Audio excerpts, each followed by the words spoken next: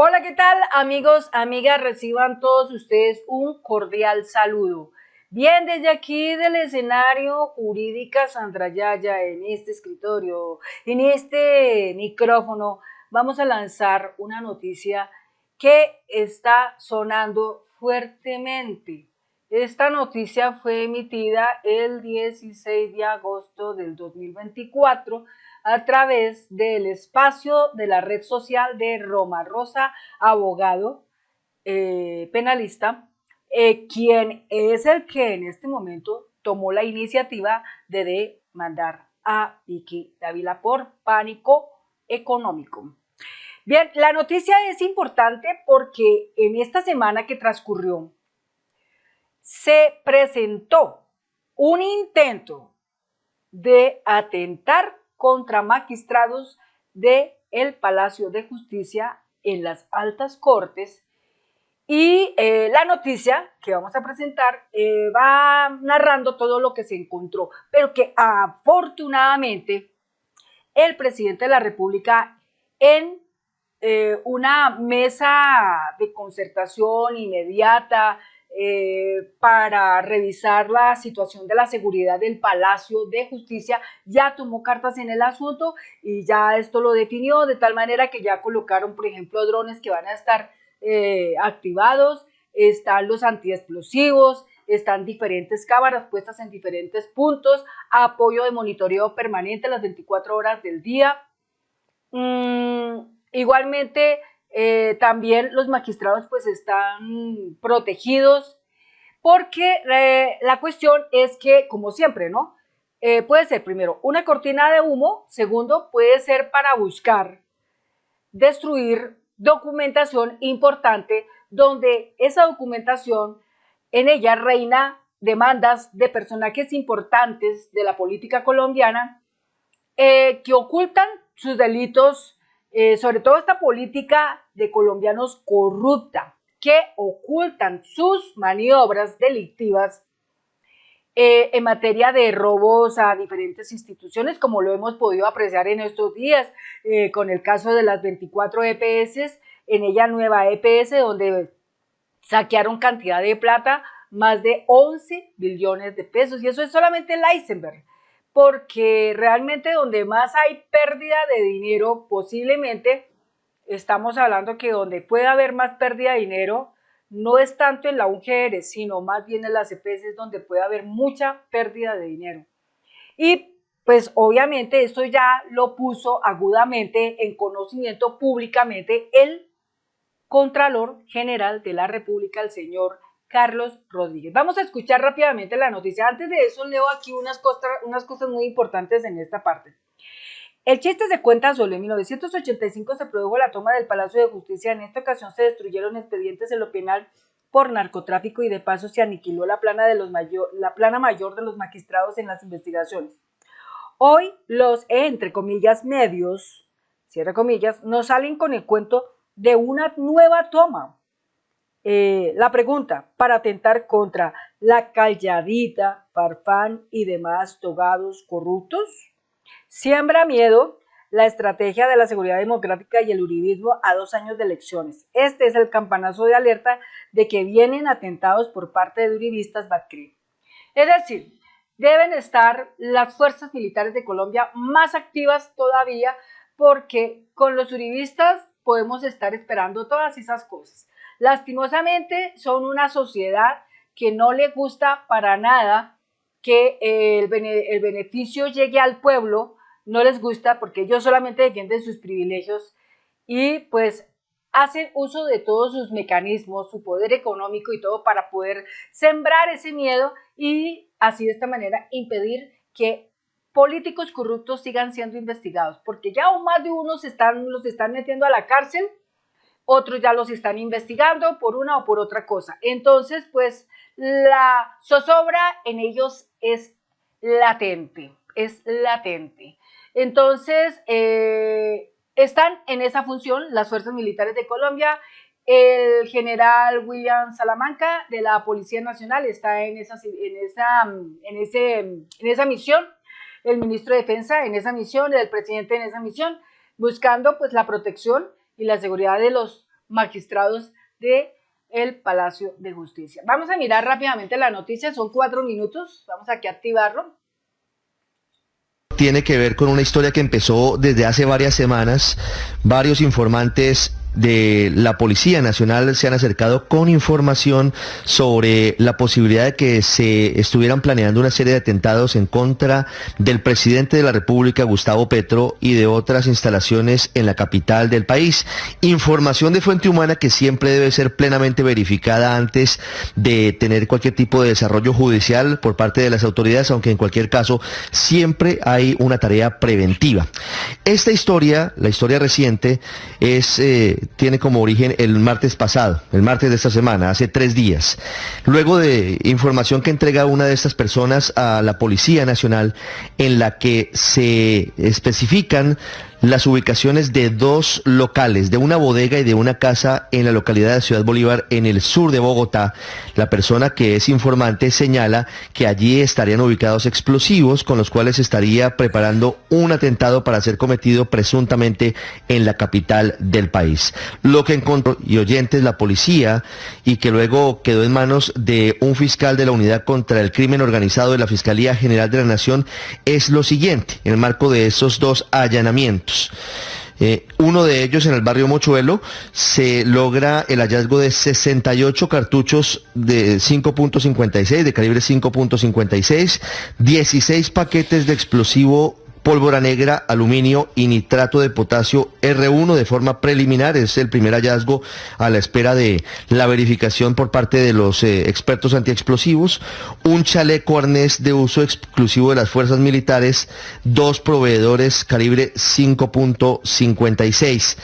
Y aquí hay un elemento que llama poderosamente la atención, y es que en ese mismo sitio, que es una bodega, fue hallada una maqueta de un edificio, una maqueta que para algunos es una maqueta genérica, pero para otros, entre ellos uno de los participantes del operativo de allanamiento, se asimilaría a las instalaciones del Palacio de Justicia ubicado en el centro de Bogotá.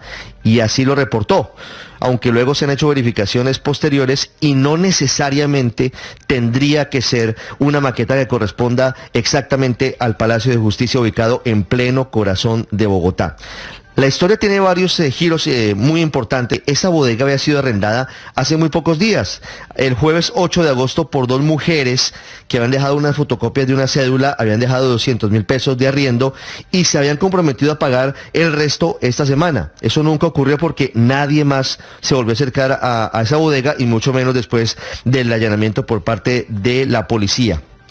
Y luego se hace otro allanamiento en el barrio El Cortijo en Ciudad Bolívar. Allí son encontradas 4 personas, 2 mujeres y 2 hombres, uno de ellos menor de edad.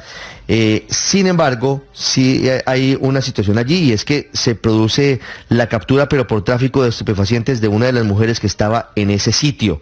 Justamente eso lo que lleva a las autoridades es a determinar, seguramente ya quedó en libertad, para saber si eventualmente tenía algún tipo de conocimiento del hallazgo de estos explosivos en la primera casa, en la bodega ubicada en el barrio El Mochuelo, en la localidad de Ciudad Bolívar. Esta información fue compartida al más alto nivel. Fue compartida tanto a la fiscal general de la Nación, Luz Adriana Camargo, como al director de la policía, el general William René Salamanca, y también, por supuesto, al presidente de la Corte Suprema de Justicia, Gerson Chaverra. ¿Qué se sabe? Esto está en proceso de verificación, esto está en proceso de análisis para determinar si efectivamente este presunto atentado iba a ser cometido contra el Palacio de Justicia o contra otro edificio ubicado en la ciudad de Bogotá.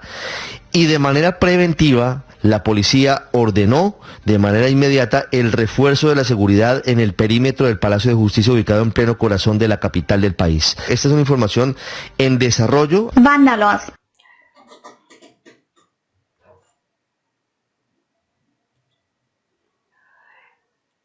Bien, entonces, como pudieron escuchar, todo lo que encontraron era con el fin de explotar ese lugar, acabar con la vida de esas personas, pero gracias a la inteligencia que hoy existe en la Policía Nacional, esto se pudo a tiempo impedir, pero también muestra el calibre como están los grupos uribistas Bacrim trabajando para hacer daño al gobierno de cambio.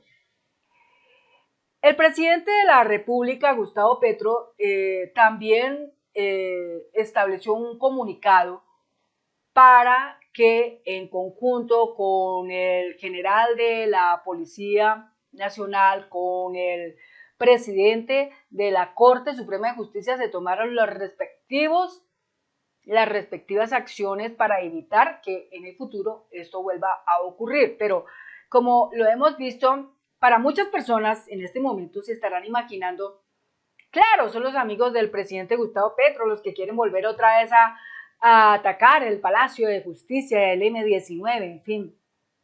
Pero yo invito a las personas que me siguen en este canal, que gracias a Dios y felicito, ya son muchos los que realmente están sintonizados, despiertos completamente y alerta siempre a todos los movimientos que tienen los uribistas, la derecha en especial, para buscar hacer daño al pueblo colombiano.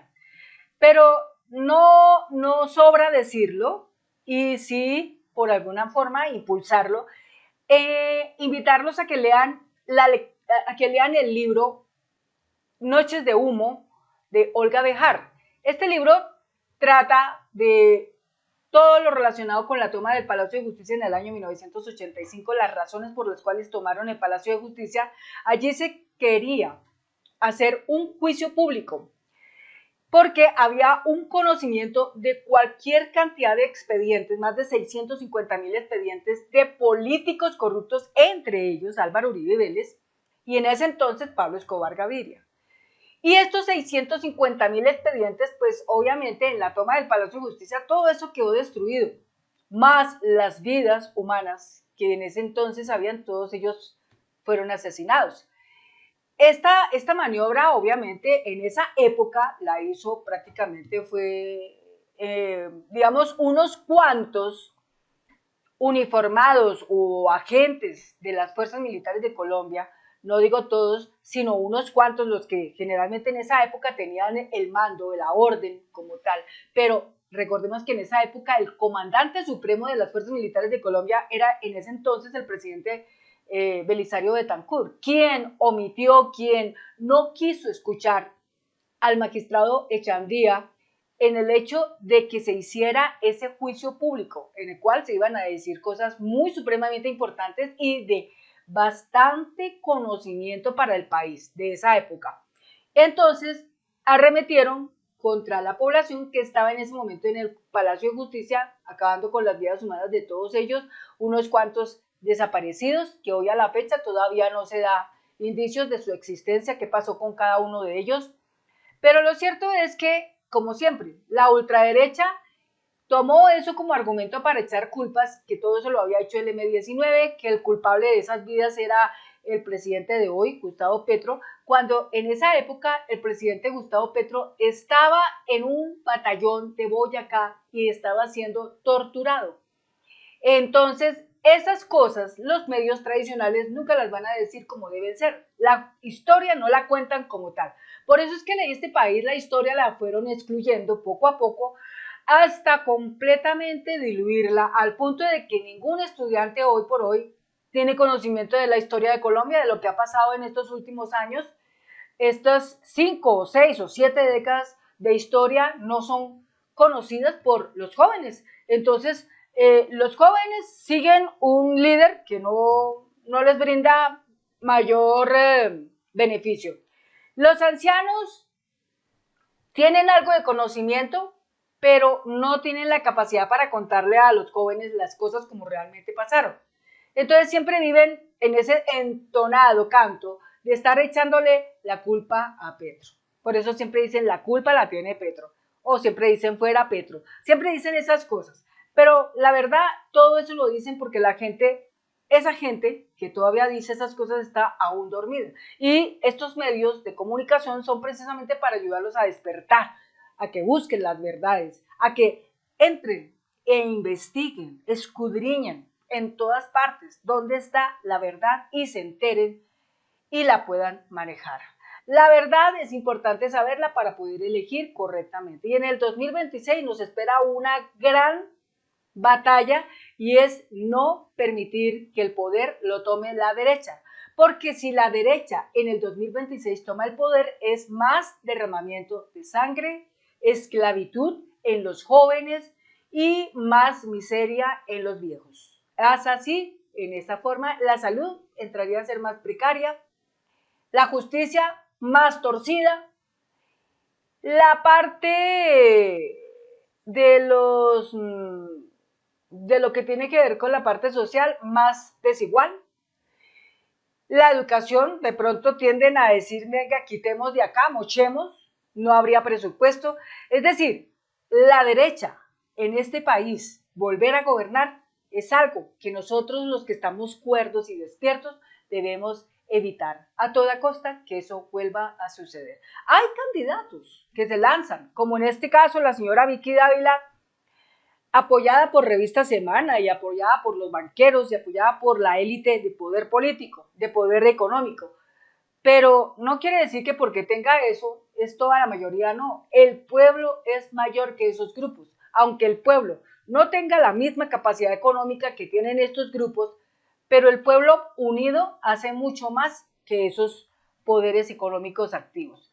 Hace mucho más, porque ese poder económico, si no tiene el pueblo, no puede crecer, no puede avanzar. El pueblo unido trabaja juntamente y así lo ha pedido inclusive una congresista senadora, María José Pizarro, y nos invita a que seamos día por día más unidos, más sintonizados, aprendiendo más, siendo más coherentes, más sensatos, más sinceros y más empáticos a la política de Colombia en el hecho de aprender de ella mucho para de esta manera poder defendernos de aquellos que quieren el poder para solo saquear el erario público. Eso es todo. Bueno, amigos, amigas, muchas gracias por haber visto este video y nos veremos en otro próximo video. Muchas gracias y hasta pronto.